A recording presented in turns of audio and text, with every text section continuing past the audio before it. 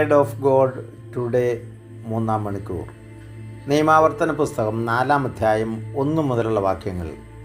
ഇസ്രായേലേ, നിങ്ങൾ ജീവിക്കേണ്ടതിനും നിങ്ങൾ ചെന്ന് നിങ്ങളുടെ പിതാക്കന്മാരുടെ ദൈവമായ കർത്താവ് തരുന്ന ദേശം കൈവശമാക്കേണ്ടുന്നതിനും ഞാനിപ്പോൾ പഠിപ്പിക്കുന്ന ചട്ടങ്ങളും കൽപ്പനകളും അനുസരിക്കുവിൻ. ഞാൻ നൽകുന്ന കൽപ്പനകളോട് ഒന്നും കൂട്ടിച്ചേർക്കുകയോ അതിൽ നിന്ന് എന്തെങ്കിലും എടുത്തു കളയുകയോ അരുത്. ഞാൻ നിങ്ങളെ അറിയിക്കുന്നു, നിങ്ങളുടെ ദൈവമായ കർത്താവിൻ്റെ കൽപ്പനകൾ അനുസരിക്കുവിൻ.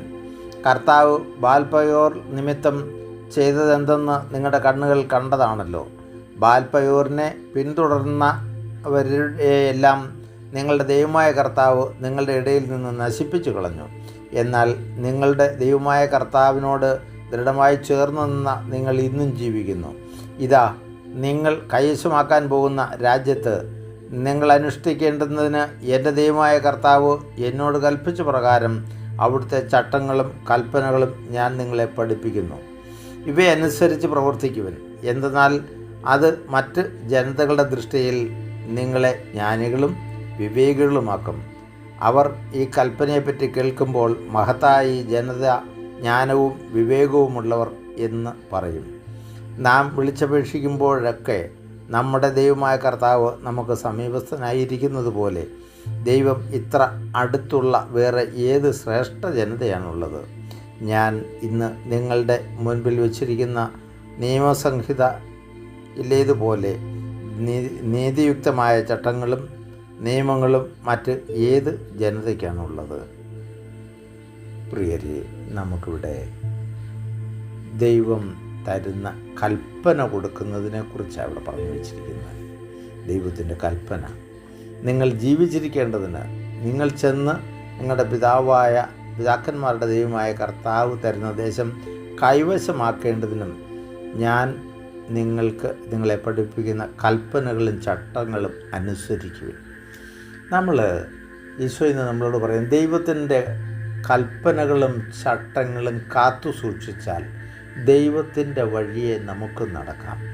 അസാധ്യമൊന്നും നമുക്കില്ല. കാരണം ദൈവത്തിന് അസാധ്യമൊന്നും ഇല്ലാത്തതുപോലെ തന്നെ ദൈവത്തിൻ്റെ കൽപ്പനകളും ചട്ടങ്ങളും പാലിക്കുന്നവനും അവനെപ്പോലെ തന്നെയാണെന്നും അവന് അസാധ്യമായിട്ടൊന്നും ഭൂമുഖത്തുണ്ടാവില്ലെന്നും ദൈവം നമ്മളെ ബോധ്യപ്പെടുത്തുകയാണ്.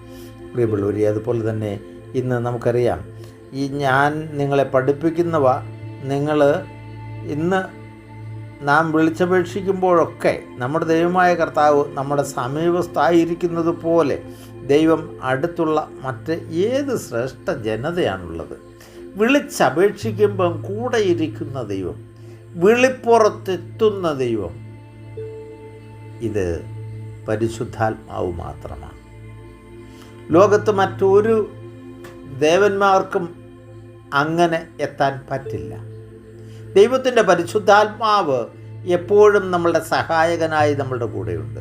ജീവിതത്തിൻ്റെ നന്മയിലും തിന്മയിലും നമ്മുടെ മനോഭാവങ്ങളിൽ, നല്ലതാണേലും അരുതാത്തതാണ്, നമ്മുടെ മനോഭാവങ്ങളിൽ പോലും ദൈവത്തിൻ്റെ പരിശുദ്ധാത്മാവിന് സ്ഥാനമുണ്ട്, ബന്ധമുണ്ട്.